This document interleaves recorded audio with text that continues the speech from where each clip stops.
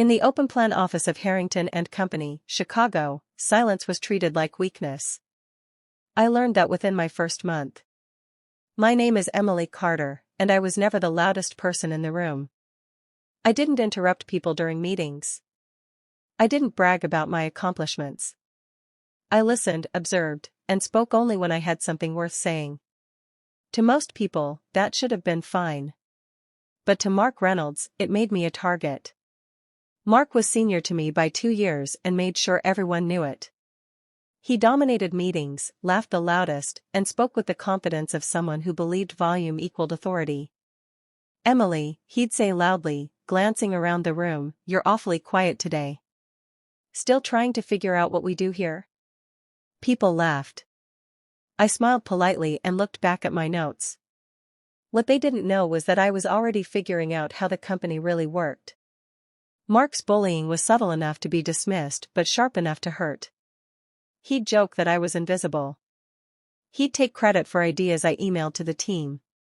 He'd interrupt me whenever I tried to speak during meetings. Once, after I finally presented a proposal I'd worked on for weeks, Mark leaned back in his chair and said, "Not bad, for someone who barely talks." The manager laughed. HR called it personality differences. I called it motivation.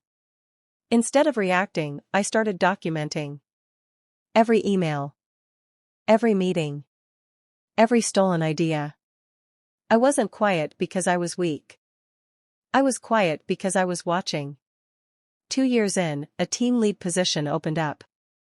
I had the highest performance metrics. I stayed late.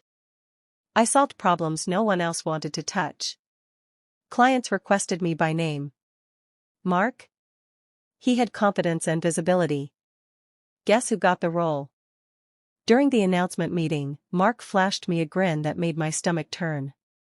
"Guess quiet doesn't climb ladders," he whispered as he walked past my desk. That night, I cried in my car.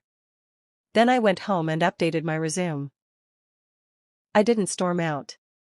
I didn't confront anyone. I handed in my resignation with a calm smile. Mark looked shocked. "Didn't think you had it in you to leave," he said. "I don't like wasting my voice," I replied. What I didn't tell him was that one of Harrington and Company's biggest clients, a national logistics firm, had noticed my work. They offered me a role in their strategy division. Better pay. More responsibility. And access to decision-makers Mark could only dream of. I disappeared from his world. But I didn't forget him. At my new company, I thrived. I wasn't asked to be louder. I was asked to be smarter. I learned how budgets were approved. How leadership pipelines were built. How acquisitions happened quietly, before anyone else knew. Within 4 years, I became Director of Operations Strategy. Then came the email that made my heart stop. Subject: Acquisition Review, Harrington and Company. My old company was struggling. And my department was leading the evaluation. When I walked into the conference room, Mark was already there, older, tired, still loud. He didn't recognize me at first. Then his face went pale. "Emily?" he asked. "You work here?" I smiled and extended my hand. "I lead the team reviewing your company's performance." The room went silent. For the first time in years, Mark didn't have a joke. I didn't insult him. I didn't bring up the bullying. I let the numbers speak. Every flaw in his department? Documented. Every inefficiency? Tracked. Every overconfident decision? Visible on the screen. The board asked me for recommendations. I spoke calmly. Leadership changes would significantly improve outcomes. A week later, Harrington and Company was acquired. Mark was reassigned, then quietly let go. He caught me in the hallway on my final visit.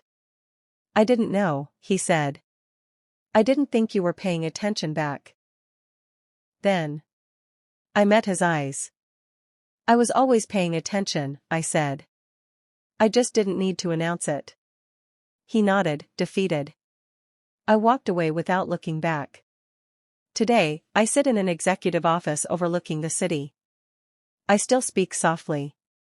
I still listen more than I talk. But when I do speak, people listen.